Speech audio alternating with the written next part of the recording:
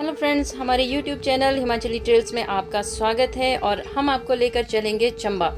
Friends, हम शिमला से चंबा के लिए निकले थे और करीब 12 घंटे का रास्ता तय करने के बाद हम पहुंचे चंबा और इस बीच हम कई जगह पर रुके भी। और चंबा में सबसे पहले हम सियोता पहुंचे और सियोता से हम चौड़ी गए और बीच में जो नज़ारा था वो कुछ इस तरह से था। यहाँ पर आप जब चंबा के लिए निकलते हो, जैसे ही आप द्रमन से कांगड़ा का जो द्रमन एरिया है वहाँ से चंबा के लिए निकलते हो तो आपको बिल्कुल जंगल वाला रास्ता सामने आता है और उन जंगलों से निकलने के बाद आपको बहुत स्कैटर्ड पॉपुलेशन यहाँ पर दिखेगी। पहाड़ी पर बहुत कम 3-3, 4-4 घर एक पहाड़ी पर बने होते हैं। बहुत कम एरिया ऐसा होता है जहाँ पर आपको 8 से 10 घर इकट्ठे दिखाई देंगे।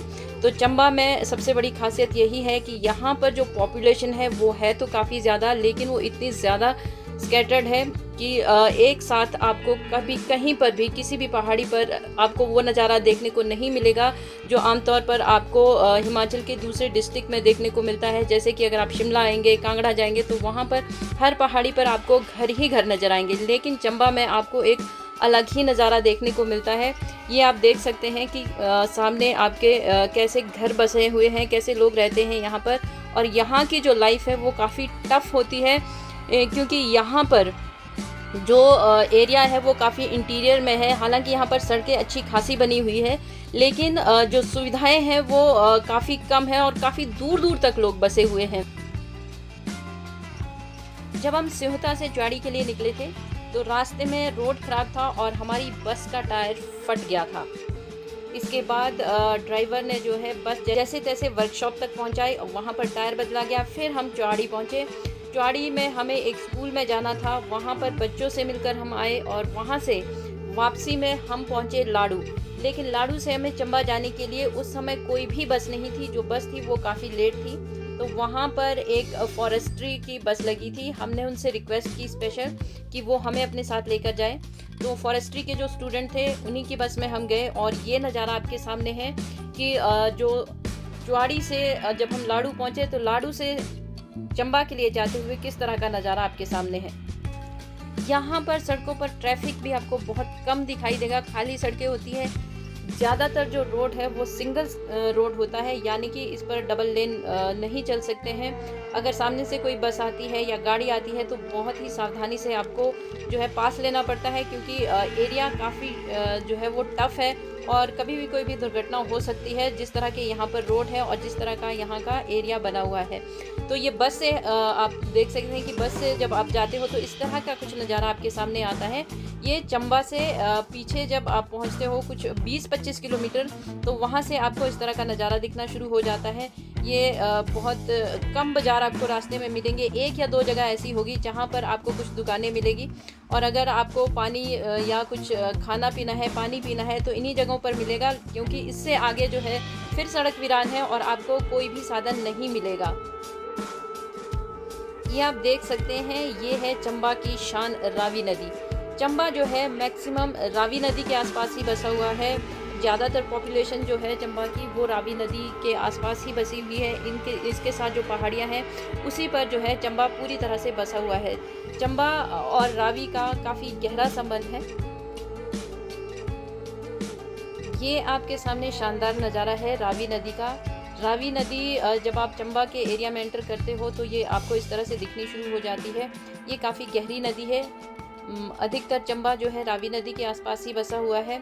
तो जब बस से आप जाते हो तो बस से कुछ इस तरह का नज़ारा आपको नीचे रावी नदी में देखने को मिलता है और आगे जाकर आप देखोगे कि कैसे पहाड़ियों पर लोग बसे हुए हैं। ये नदी के साथ साथ आप देख सकते हो कि सड़क बनी हुई है और उससे ऊपर जो है लोगों ने घर बनाए हुए हैं। तो जो चंबा का अधिकतर जो जीवन है वो ज़्यादातर डिपेंड रावी नदी के ऊपर ही करता है। चंबा जाते हुए आपको मैंने जैसे पहले बताया कि आपको बहुत कम ऐसी जगह मिलेगी जहाँ पर आपको कुछ दुकानें मिल जाएगी, रास्ते में पानी मिलेगा पीने को। ज़्यादातर जो एरिया है वो ज़्यादातर जो सड़क है वो वीरान है और आपको अगर कहीं पर रुकना है एक जगह पर तो कुछ एक या 2 जगह ऐसी आपको मिलेगी जहाँ पर आपको या तो खान पान के लिए कुछ मिल जाएगा या पानी पीने के लिए मिल जाएगा। ये आपके सामने है शानदार चंबा का नज़ारा। रावी नदी है बीच में, दोनों साइड जो है चंबा बसा हुआ है। ये हमने जो तस्वीरें ली हैं, ये जो हमने आपके लिए वीडियो ली है, वो चंबा से कुछ 10 किलोमीटर पहले एक जगह आती है सिरुआ, ये वहाँ से हमने वीडियो ली है। और ये आप देख सकते हैं कि कैसा नज़ारा वहाँ से दिखता है। ये बिल्कुल जो सामने है वो आपके सामने जो है आपका चंबा दिखता है, और ये सामने जो है ये आपकी जांस्कर रेंज है, क्योंकि चंबा जो है वो जांस्कर रेंज में आता है। तो ये आप नज़ारे देख सकते हो, ये पहाड़ियों पर बर्फ़ गिरी हुई है, ये पहाड़ियाँ काफ़ी ऊंची ऊंची है। चंबा से हम पहुंचे थे साईं कोठी, और साईं कोठी में जो नज़ारा था वो बेहद खूबसूरत था।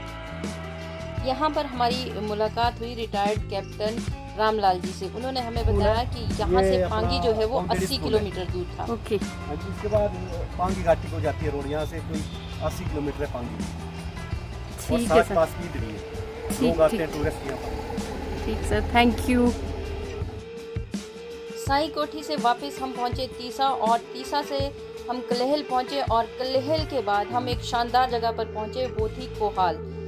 कोहाल जो है एक पहाड़ी पर बसा हुआ है। यहाँ पर जो सबसे फेमस जगह है वो है शिखरीदार।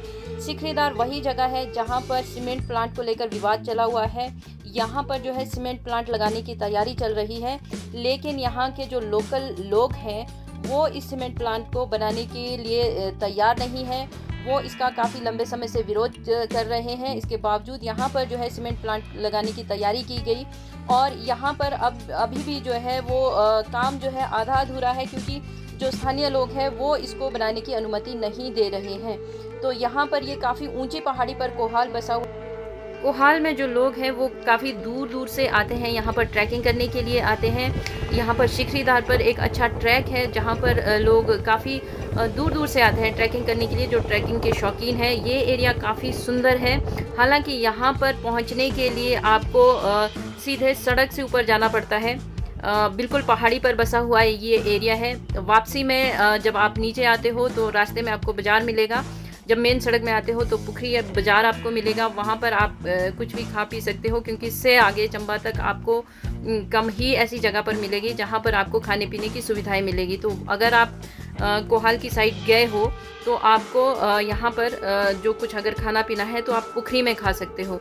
ये आपके सामने नज़ारा है जब हम चंबा पहुँचने वाले थे। ये आपके सामने है चंबा जेल। जी हाँ, ये चंबा जेल है जहाँ पर जो है कैदियों को रखा जाता है। ये भी रावी के बिल्कुल साइड में बनाई गई है। काफ़ी सुंदर जगह है ये, और सड़क से देखने पर ये नज़ारा बेहद खूबसूरत दिखता है। सामने रावी नदी है, ये जेल का एरिया है। इसके आसपास भी काफ़ी सुंदर जो है व्यू आपको देखने को मिलता है। तो फ्रेंड्स, ये था हमारा एक चंबा का शॉर्ट ट्रिप। नेक्स्ट वीडियो में हम आपको हिमाचल की एक और ट्रेल पर लेकर जाएंगे। उसको देखने के लिए आप हमारे YouTube चैनल हिमाचली ट्रेल्स को सब्सक्राइब कीजिए, शेयर कीजिए। Thank you so much.